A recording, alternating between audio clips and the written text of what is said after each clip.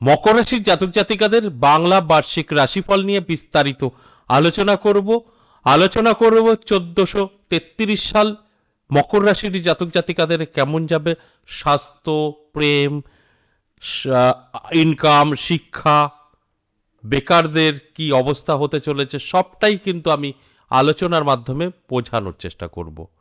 আর সম্পূর্ণ আলোচনা করব এই বছরটা কোন গ্রহের দ্বারা পরিচালিত, সবটাই আমি আলোচনা করব, বোঝানোর চেষ্টা করব। সঙ্গে থাকার অনুরোধ রইল। আমরা বাঙালি হয়েও বাংলা সালকে ভুলতে চলেছি।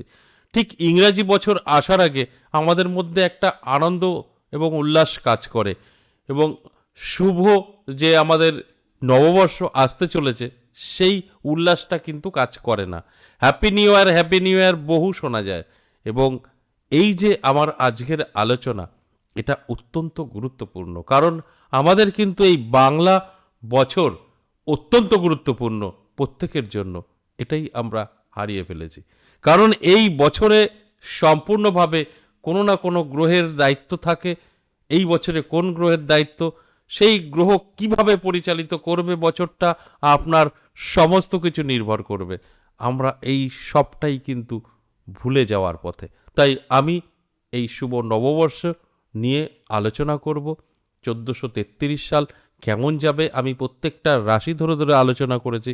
আজ মকর রাশির জাতক জাতিকাদের নিয়ে বিস্তারিত আলোচনা করব।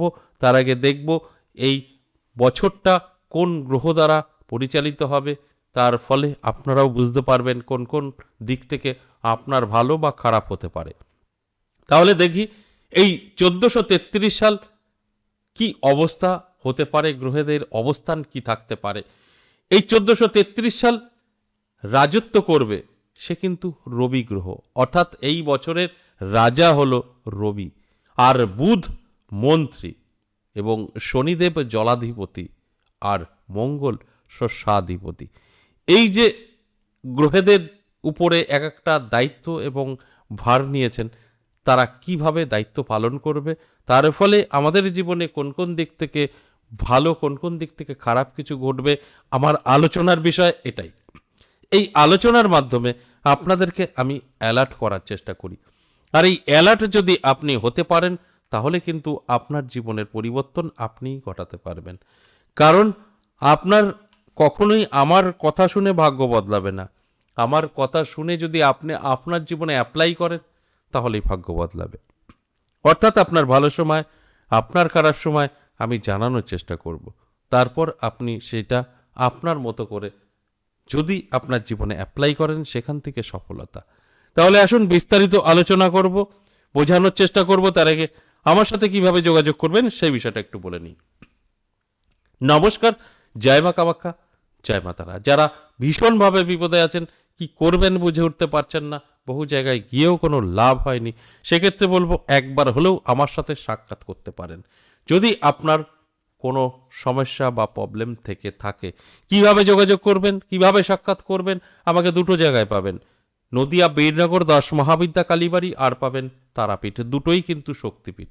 অর্থাৎ মায়ের 10টা রূপ দর্শনে আপনার অনেক ছোটোখাটো সমস্যা থেকে বেরিয়ে আসতে পারবেন, যেটা আমার নিজের মন্দিরে একদম বসে আছে মায়ের 10টা রূপ।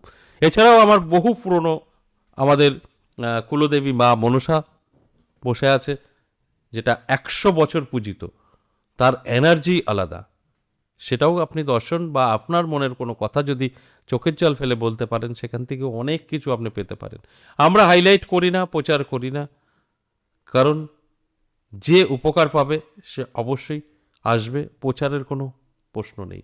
এছাড়াও আমার যে সাধনার মা, যেটা জবা মা, আপনারা অনেকেই চেনেন, এবং শিবলিঙ্গ, এগুলো প্রায় 75 বছর হতে চলেছে। সামনের বছর 75 বছর পূর্তি হবে। এবছর আমার 74 বছর পুজো, অর্থাৎ আমার জন্মের আগে থেকে পূজিত আমাদের বংশ পরম্পরায়। তো এদের একটা পজিটিভ সর্বদা থাকে।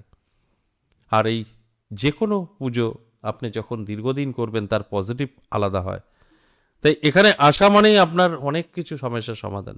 তো যদি আপনার মনে হয় আসতে পারবেন, সাক্ষাৎ করে নেবেন।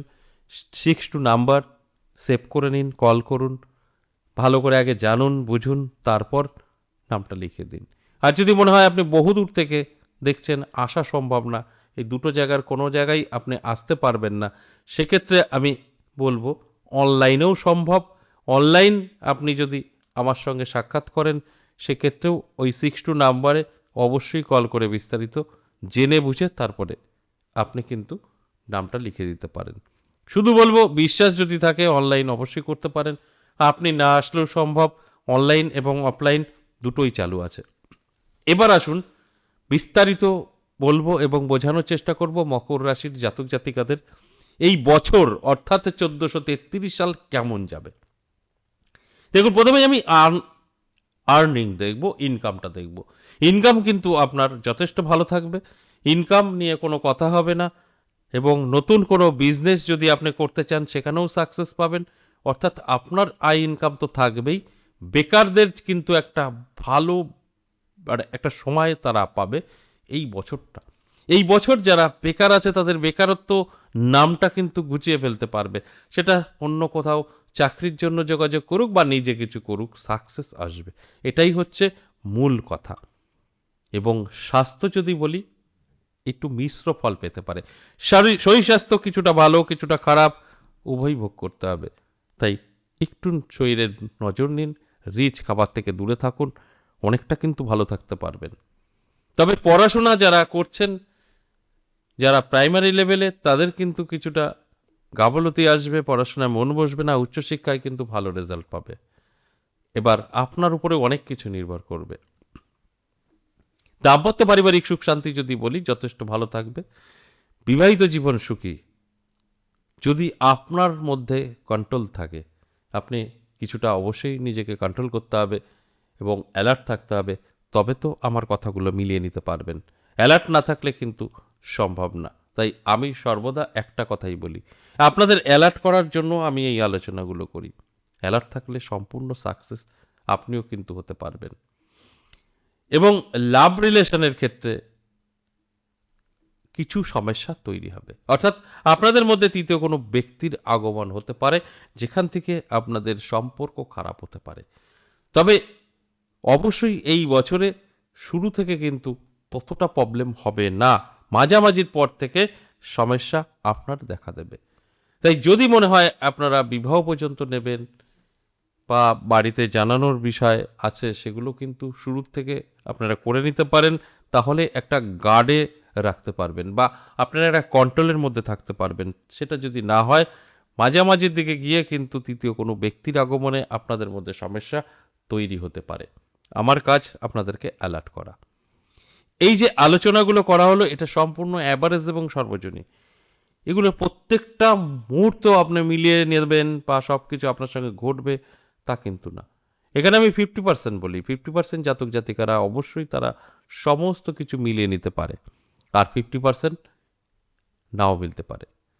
আশা করি বুঝতে পেরেছেন। বিস্তারিত আপনার পার্সোনাল জানতে গেলে অবশ্যই কোনো অ্যাস্ট্রোলজারের সঙ্গে আলোচনা করে নেবেন। আজ এ পর্যন্তই, আবারও আসবো নেক্সট ভিডিও নিয়ে। ততক্ষণ ভালো থাকুন।